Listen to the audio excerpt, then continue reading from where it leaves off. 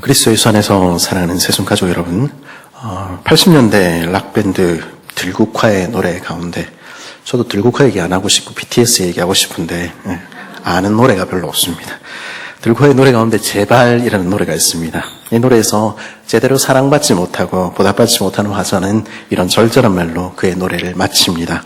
마음 열어 사랑을 해줘 이러면서 끝이 나죠. 오늘 우리가 살피는 고린도후서는 바울이 자신의 심경에 대한 토로, 자신의 삶에 대한 고백으로 가득 차 있는 편지입니다. 그리고 오늘 본문 첫머리에서 바울은 이렇게 말합니다. 마음으로 우리를 영접하라.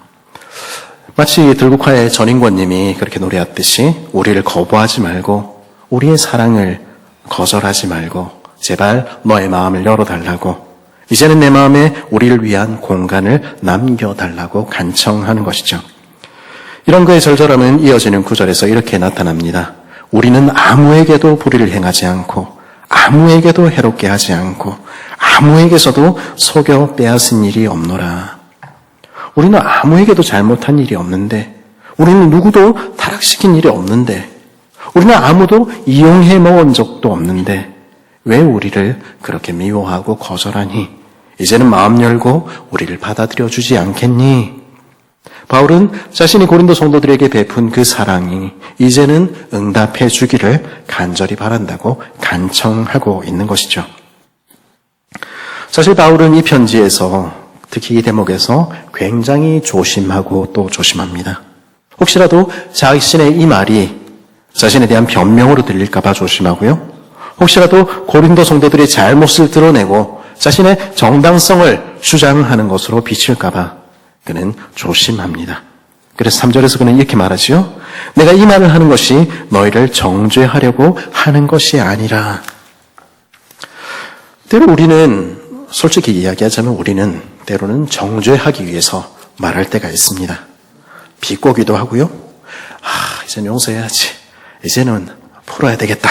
이렇게 생각을 하다가도 얼굴을 막상 보면은 우리 안에 베베 꼬인 마음은 오히려 싫은 소리로 튀어나오기도 하는 것이죠. 그래서 화해하고자 시작했던 말이 오히려 더 관계를 악화시키는 것 보게 되기도 하는 것입니다. 바울은 그렇게 되기를 원치 않았습니다. 그래서 그는 어떻게 하고 있습니까? 자존심 다 내려놓고 자신이 먼저 낮추는 것입니다. 기싸움하는 거 다 포기하고 나 항복했다 두 손 들고는 대신에 너는 나에게 얼마나 소중한 존재인지, 네가 얼마나 귀한 존재인지 그들에게 들려주는 것이죠. 3절 후반절에서 4절에서 바울은 뭐라고 이야기합니까? 내가 이전에 말하였거니와 너희가 우리 마음에 있어 함께 죽고 함께 살고자 함이라.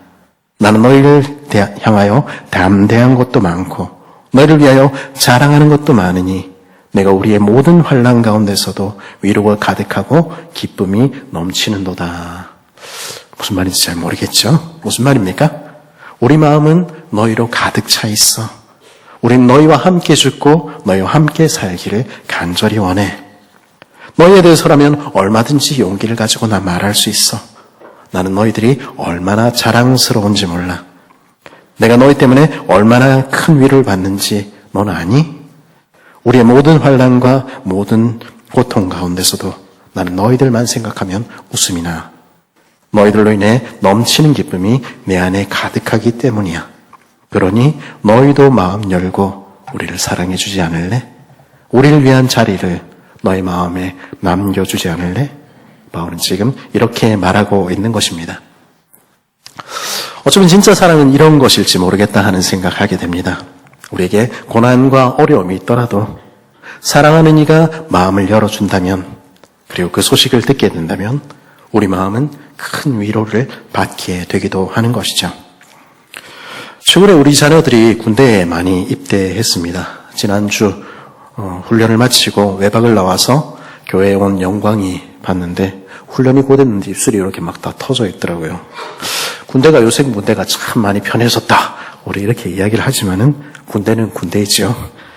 의정부에서 군생활한, 저는 집에 갈 때 버스 타고 집에 갔는데 정부에서 군생활은 저도 나름 힘들었습니다. 근데 그런 힘든 군생활 가운데서도 위로가 되는 순간들이 있습니다. 사랑하는 이들로부터 편지를 받을 때, 사랑하는 이들의 소식을 들을 때 그때만큼은 힘든 것도 다 잊어버리게 되기도 하는 것이죠. 그러니 군에 있는 우리 지체들에게 관심의 문자 한 통 부탁드리겠습니다. 우리의 사소한 관심과 위로, 연약한 자들을 위로하시는 하나님께서는 그거 사용하셔서 풀이 죽어 있는 지체들 위로하시고 세우시기도 하는 것입니다. 그 사소한 말 한마디가, 그 문자 하나가 그들에게 얼마나 크게 다가오는지 모릅니다. 심지어 바울도 그랬다. 오늘 본문은 그렇게 이야기하고 있는 것이죠. 바울은요, 디도에게, 자신의 동료인 디도에게 편지 한 통 써서 들려보내어 바다 건너 고린도로 보내고 나서는 황망하게 에베소를 떠나야 했습니다. 에베소에서 트로이까지 500km 그 진창길을 힘겹게 걸어야 했고요. 트로이에서 바다 건너 마게도니아 빌립보 그 폭풍이는 겨울 바다를 건너 가서도 그가 만난 상황은 쉽지 않았다는 것을 기억하실지 모르겠습니다. 오늘 말씀 5절은 당시의 상황을 이렇게 설명합니다. 우리가 마케도니아에 이르렀을 때에도 우리 육체가 편하지 못하였고 사방으로 환난을 당하여 밖으로는 다툼이요 안으로는 두려움이었노라. 바울은 오랜 여행과 고난에 쉬지 못하고 몸살이 났고 아팠습니다. 어디를 둘러봐도 소망은 보이지 않았고요. 밖으로는 다툼이 쉬지 않았고 홀로 있는 시간이 찾아올 때면 종종 그 마음은 두려움으로 가득 채워졌습니다. 바울의 마케도니아에서의 시간은 결코 쉽지 않은 힘겨운 시간이었던 것이죠. 하지만 디도가 도착했을 때, 그가 전해준 사랑하는 고린도 성도들의 소식을 들었을 때 바울은 그 힘든 것을 모두 잊어버렸습니다. 참으로 하나님이 낙심한 자를 위로하시는 하나님을 그는 사람을 통해 경험하게 된 것이죠. 6절은 어떻게 이야기합니까? 그러나 낙심한 자들을 위로하시는 하나님이 디도가 옴으로 우리를 위로하셨으니. 저 멀리서 디도가 오는 모습만 보고서도 바울은 눈물이 글썽글썽하고 그 마음은 큰 위로를 받았을지도 모르겠습니다. 오늘 군대 얘기하기로 한 거 계속해서 군대 얘기를 하면 제가 군대에 있던 시절에 어느 주말에 유병소에서 이렇게 총을 들고 보초를 서고 있는데 저한테 아무 예고도 없이 저 끝에서 제 친구들이 갑자기 면회를 온 날이 있었습니다. 그날을 저는 아직도 잊지 못합니다. 저 멀리서 제 친구들이 우르르 몰려오는데 그 모습을 보는 순간 제 입가에는 참을 수 없는 미소가 환하게 번졌고 제 마음은 기쁨으로 가득 찼던 것이죠. 디도 역시 그러했습니다. 더군다나 디도는 그저 혼자 달렁달렁 빈손으로 온 것이 아니었습니다. 7절에 이렇게 말하죠. 그가 온 것뿐 아니요 오직 그가 너희에게서 받은 그 위로로 위로하고 너희의 사모함과 애통함과 나를 위하여 열심히 있는 것을 우리에게 보고함으로써 나를 더욱 기쁘게 하였느니라.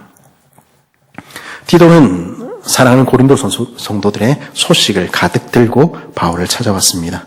디도는 자리에 앉자마자 이야기 보따리를 풀어놓기 시작했을 것입니다. 제가 선생님 편지 한 통 들고 바다 건너 혼자서 고린도로 갈 때 제가 얼마나 쫄았는지 아세요? 사람들이 나를 배척하면 어쩌나, 완고한 태도로 거부하면 어쩌나, 나 걱정 많았습니다. 하지만 모든 것이 예상과 달랐습니다. 그 사람들은요, 고생하며 바다를 건너 그들을 찾아온 저를 더없이 환대해 주었고요. 그 모습 보면서 그들의 죄를 지적하는 하나님 말씀 앞에 그 사람들은 엎드려서 자신을 내려놨습니다. 그 모습 보고 우리의 수고가 헛되지 않은 것 같다. 제가 얼마나 큰 위로받았는지 모르겠습니다. 이어서 디도는 그들이 바울을 얼마나 그리워하는지 이야기해 주었고요. 자신들의 죄에 대해서 그들이 얼마나 슬퍼하게 되었는지도 들려주었습니다. 지금 바울이 얼마나 공경에 처해 있는지 그 이야기를 들었을 때 우리 바울 선생님 위해서 뭐라도 해야 되는 거 아닌가? 이러면서 보따리 싸가지고 열심으로 디도를 마게도니아로 파송한 것 그가 들었을 때 바울의 마음이 어땠을까요? 디도는 그런 사랑의 소식을 가득 들고 바울을 찾아온 것입니다. 그리고 그 사랑의 소식들에 바울의 마음은 더 없는 기쁨으로 가득 채워졌습니다. 내 마음이 얼마나 너희로 인해 기쁨으로 가득 찼는지 너희가 알았으면 좋겠다. 바울은 오늘 그렇게 말하고 있는 것입니다. 그리고 이어서 8절에서 그는 이렇게 말합니다. 그러나 내가 편지로 너희를 근심하게 한 것을 후회하였으나. 내가 괜한 편지 보내서 너희 마음만 슬프게 한 거 아닌지, 내가 얼마나 걱정했었는지 모른다. 바울은 그렇게 말하고 있는 것입니다. 우리는요, 쓴소리, 싫은 소리 듣는 거 싫어하지요. 듣는 거 싫어할 뿐 아니라 하는 것도 별로 좋아하지 않습니다. 물론 성격에 따라서는 그 잘못에 대해서 분명히 지적을 해줘야 다시 그러지 않지, 그렇게 말하며 용감하게 쓴소리를 하는 사람도 있습니다. 심지어 다른 사람을 지적하는 것을 좋아하는 사람도 있을지도 모르지요. 하지만 적어도 저는 그런 부류의 사람은 전혀 아닙니다. 그래서 저는 다른 사람에게 쓴소리나 싫은 소리 하고 나면 혹시 마음에 상처가 되지 않았을까, 마음이 너무너무 불편해지곤 하지요. 바울도 그랬던 것 같습니다. 디도를 통해 편지를 보낸 다음에 바울은 노심초사하고 있었습니다. 내가 쓴 편지에, 내가 한 말 한마디에 그렇게 상처받고 그렇게 아파할 줄 내가 알았나? 내 괜한 편지 보내는 거 아닌가? 그냥 보내지 말걸. 디도가 몇 달이 걸려서 돌아와서 고린도 성도들의 소식을 전해주기까지 그 수개월 동안 바울은 후회하고 또 후회했던 것이죠. 그러나 이제 디도가 돌아와서 소식을 전해주는 바울의 마음이 바뀌었습니다. 7절과 9절에서 바울은 이렇게 말하죠. 그러나 내가 편지로 너희를 근심하게 한 것을 후회하였으나 지금은 후회하지 아니함은 그 편지가 너희로 잠시만 근심하게 한 줄을 알미라. 내가 지금 기뻐함은 너희로 근심하게 한 까닭이 아니요 도리어 너희가 근심함으로 회개함에 이른 까닭이라. 너희가 하나님의 뜻대로 근심하게 된 것은 우리에게서 아무 해도 받지 않게 하려 함이라. 무슨 말을 하는 것입니까? 그 편지 보내기 내가 참 잘했지 이야기하는 것입니다. 마음이 불편해지고 때로는 슬픔에 잠기고 마음이 상하게 되었어도 그거 잠시뿐이었지 않나. 결국 이 일을 통해서 자신의 모습을 돌아보고 회개하게 됐으니 얼마나 다행인지 모르겠다. 그 근심하기를 잘했지. 그건 결코 손해가 아니었어. 바울 그렇게 말하고 있는 것입니다. 그리고 이어서 바울은 10절에서 이렇게 결론을 내립니다. 우리 10절 말씀 같이 한번 읽어볼까요? 시작.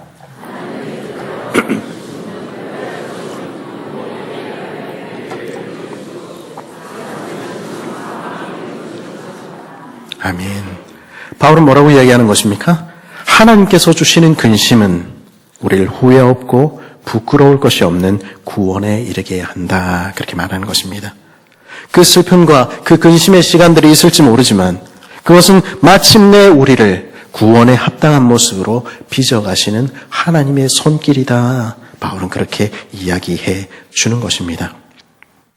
우리는요, 걱정도 근심도 눈물도 없기를 바랍니다. 꽃길만 걷기를 한동안 그런 얘기 유행하지 않았습니까? 모든 것에 어려움이 없는 평온한 날들만 계속되기를 우리는 바라는 것이죠.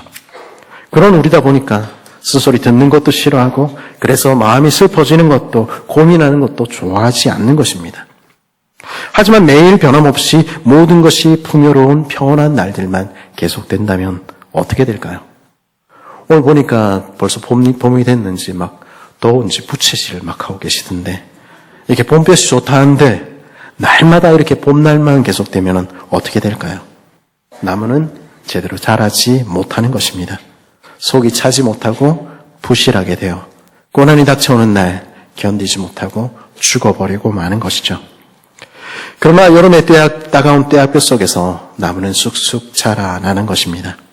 겨울에 매서운 추위를 지나며 나무는 그 속이 알차게 영그러 가는 것입니다. 그래서 비와 바람, 더위와 추위를 지난 나무는 시절을 쫓아 과실을 맺으며 고난의 때가 와도 쉬이 시들지 않게 되는 것이죠. 사람도 마찬가지 아니겠습니까? 아니 우리도 마찬가지 아니었을까요? 사랑하는 여러분, 우리 삶을 한번 되돌아 보십시오. 여러분의 삶에는 슬픈 날들이 없었습니까? 그 슬픈 날들이 여러분의 삶에 없었다면, 우리 삶에 괴로운 날들, 불면의 밤들이 전혀 없었다면 우리는 자라갔을까요? 우리에게 듣기 싫은 쓴소리를 해주는 누군가가 없었고 그 때문에 때로는 마음이 상하고 근심하게 되는 순간들이 없었다면 우리는 우리 모습을 돌아보고 우리 죄를 회개하게 됐을까요? 아무 일도 없는 평온한 날들은 근심으로 가득한 괴로운 날들과 마찬가지로 우리를 죽음에 이르게 만듭니다. 우리는 아무것도 모르는 아이처럼 자라지 못하고 서서히 영적으로 죽어가게 되는 것이죠. 물론 슬픔은 슬픔이고 고통은 괴롭습니다. 그 시간들 속에서 때로는 우리는 너무 부끄럽고 꼭 죽을 것만 같다 그렇게 느끼는 순간들도 있지요. 하지만 우리가 하나님의 손 안에 있을 때, 우리가 하나님의 뜻대로 근심할 때 우리의 근심조차도, 우리의 고통조차도 후회할 것이 없는 구원에 이르는 회개를 이루는 도구가 되는 것입니다. 우리를 살리는 생명의 도구, 우리를 자라게 하는 성숙의 도구가 되는 것이죠. 11절에서 바울은 뭐라고 소리칩니까? 보라, 하나님의 뜻대로 하게 된 이 근심이 너희로 얼마나 간절하게 하며 얼마나 변증하게 하며 얼마나 분하게 하며 얼마나 두렵게 하며 얼마나 사모하게 하며 얼마나 열심 있게 하며 얼마나 벌하게 하였는가. 고린도 성도들에게 그 일이 일어났다는 것입니다. 바울의 쓴소리는 슬픔과 고난은 널브러져 있던 그들에게 열심을 불러일으킨 것입니다. 근심이 변하여 공동체 자신을 거룩하게 할 열심과 죄에 대한 분노로 바뀐 것입니다. 두려우신 하나님에 대한 두려움이 변하여 다시금 내가 거룩한 하나님의 사람 되고 싶은 소망과 열심을 불러일으킨 것입니다.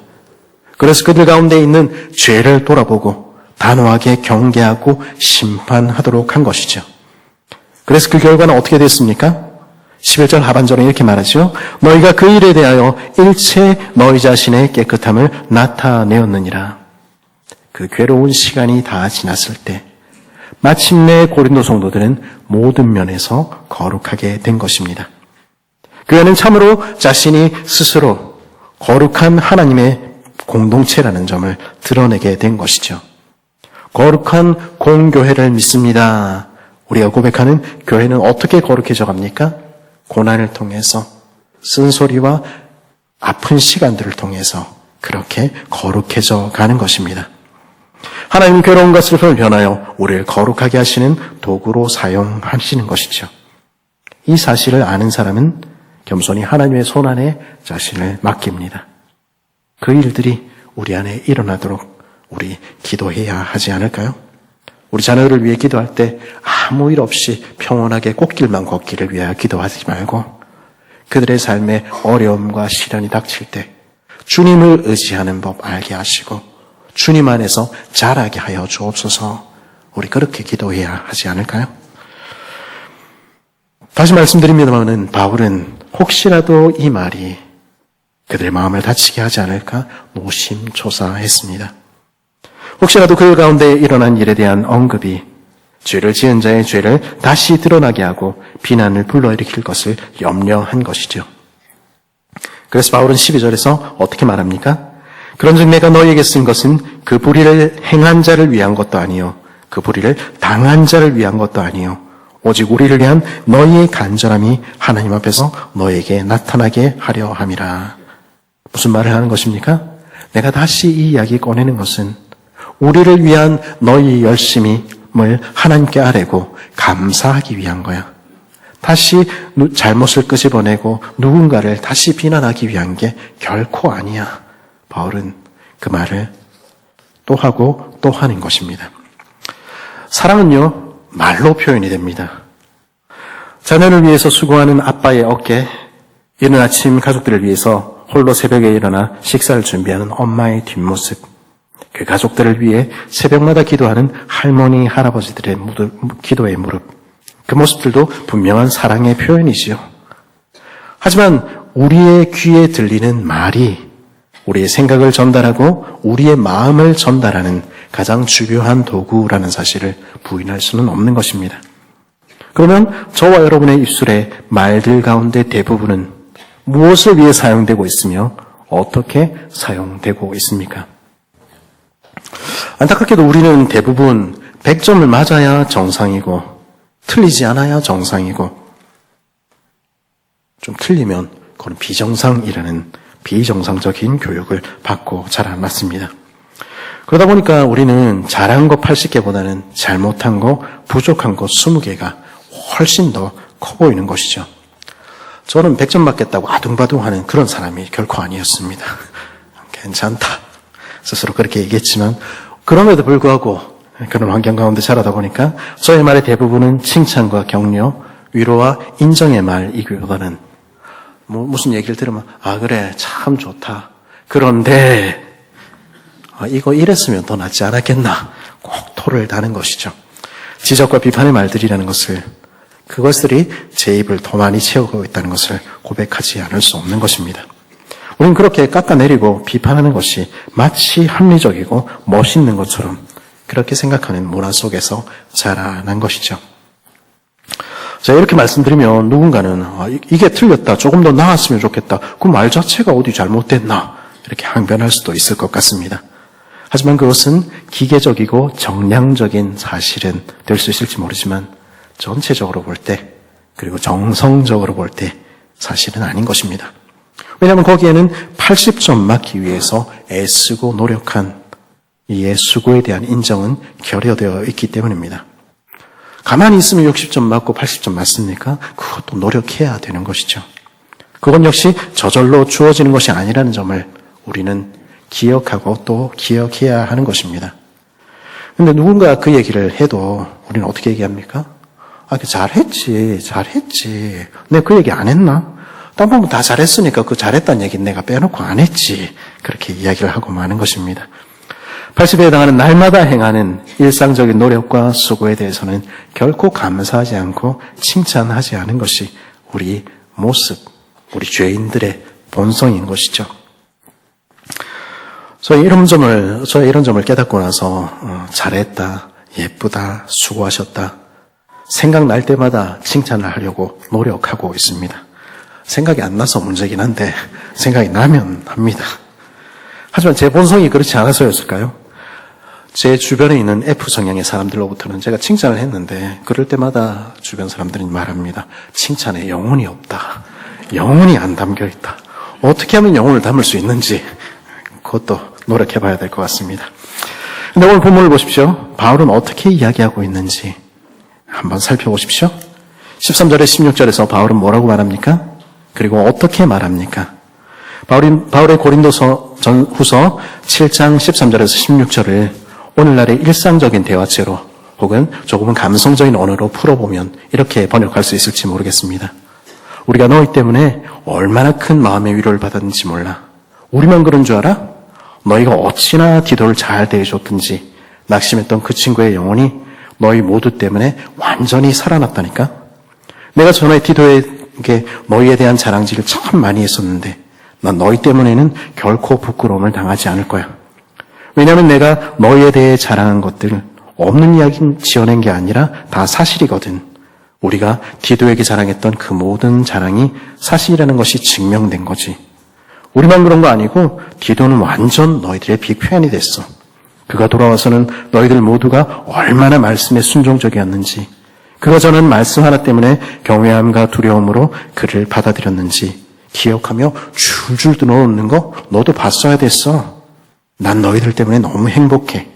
왜냐하면 나는 너희들에 대해서라면 완전히 자신할 수 있거든. 이제 바울이 어떤 식으로 이야기하고 있는지 좀 이해가 되십니까? 아니면 좀 오글거리십니까? 바울이 얼마나 칭찬하고 얼마나 격려하고 얼마나 위로하고 얼마나 인정의 말들을 퍼붓고 있는지 우리는 말씀을 통해 보게 되는 것이죠. 제가 오늘 의미를 중시한 번역을 하긴 했습니다만 제가 본문에 없는 얘기를 집어넣은 것은 단 하나도 없습니다. 바울은 정말로 이렇게 이야기를 하고 있는 것입니다. 그런데 곰곰이 생각해보면 정말로 고린도 성도들이 이 정도 칭찬을 받을 만한 그런 인사들입니까? 그런 모습이었을까요? 지금 우리들의 눈으로 봤다면 우리는 결코 그렇게 이야기하지 않았을 것입니다. 고린도전서를 통해서 우리는 고린도 교회가 얼마나 문제가 많았던지 알고 있지 않습니까? 우리는 말하지 않습니까? 사람이 안 변한다. 그 문제 많았던 교회가 하루아침에 변했을까요? 고린도 성도들을 사랑하지 않는 소위 객관적인 사람들이 고린도 교회를 방문했다면 바울의 이 편지에 무척이나 의아해하며 이렇게 말했을 것입니다. 그 정도인가? 왜 그런데 바울은 이렇게 말하고 있습니까? 지금 바울은 그들의 마음을 풀어주기 위해서 마음에도 없는 말을 호들갑을 떨면서 늘어놓고 있는 것입니까? 바울은 저와는 달리 성격이 F라서 이렇게 말하고 있는 것입니까? 그렇지 않습니다. 그러면 바울은 어떻게 이렇게 말할 수 있었을까요? 최근에 결혼한 부부들은 제가 면담을 하면서 하나님의 눈으로 서로를 바라보고 하나님께서 하시듯이 서로를 섬기고 사랑해라 말했던 것을 기억하실 것입니다. 우리는 바로 그 실제의 모습을 어떻게 하는 것이 하나님의 눈으로 서로 보고 사랑하는 것인지를 지금 바울의 모습을 통해 보게 되는 것입니다. 바울은 지금 그리스도께서 자신을 바라보셨던 바로 그 눈으로 고린도 성도들을 바라보고 있는 것입니다. 그리스도께서 죄인 중에 괴수였던 자신을 향해서 가지셨던 그 심장으로 고린도 성도들을 대하며 그리스도께서 그를 향해서 하셨던 그 사랑의 말대로 그들에게 사랑의 마음을 전하고 있는 것입니다. 모든 위로의 하나님, 낙심한 자를 위로하시는 하나님께서 자기 신을 어떻게 대하셨는지 기억하기에 그 모습을 닮아 바울도 그렇게 하고 있는 것입니다. 그러면 우리 하나님은 우리를 어떻게 보십니까? 그리고 어떻게 대하십니까? 구약의 스바냐서 3장 17절은 그 하나님의 마음을 이렇게 표현합니다. 우리 스바냐 3장 17절 우리 화면에 나와 있는 것 같이 한번 읽어볼까요? 시작.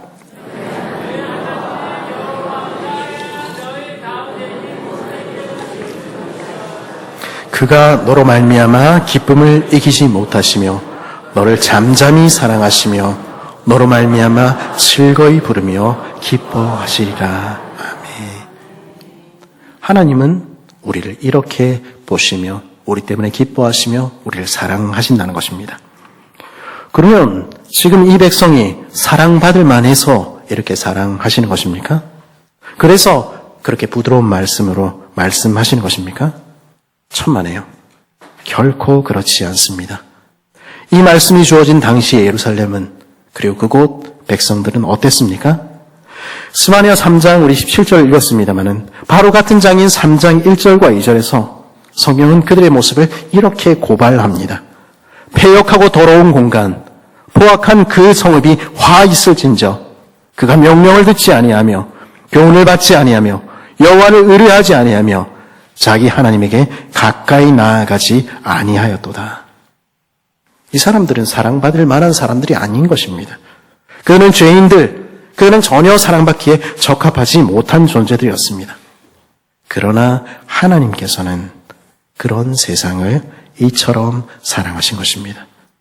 그래서 그들이 그리고 우리가 돌아오기를 바라시며 때로는 쓴소리로 책망하시며 그들을 더없이 위로하시고 부드러운 마음으로 그들에게 그 마음을 그 사랑을 전하고 또 전하신 것입니다. 그 사랑이 닿기까지 그래서 그들이 돌아오기까지 주님 그렇게 말씀하신 것이죠.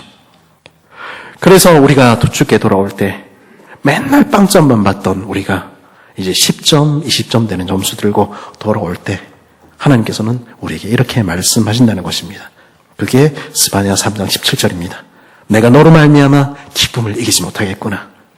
사랑으로 너를 잠잠케 했는데 네가 이렇게 달라진 모습을 나한테 보여주다니 10점, 20점 들고 돌아오다니 내가 너 때문에 즐거워서 기뻐 노래하면서 춤추지 않을 수 없구나.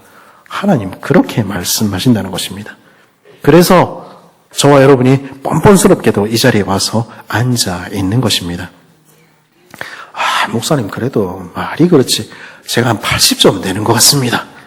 그렇게 생각하십니까? 천만에요. 우리는 지난날 빵점이었고요. 지금도 어느 해 제 수학 성적처럼 8점짜리일지 모르겠습니다. 그러나 주께서는 여전히 그 사랑의 눈으로 우리를 보시고 그 사랑의 심장으로 우리를 품으시는 것입니다. 그리고 오늘도 내가 너를 사랑해 말씀하시고 넌 너무 예쁘다, 넌 너무 귀하다 말씀해 주시는 것입니다. 그러기에 우리는 존귀한 자들, 하나님의 사랑을 받는 하나님의 아들과 딸들이 되어 여기 앉아 있는 것입니다. 그 넘치는 사랑을 우리는 받은 것입니다.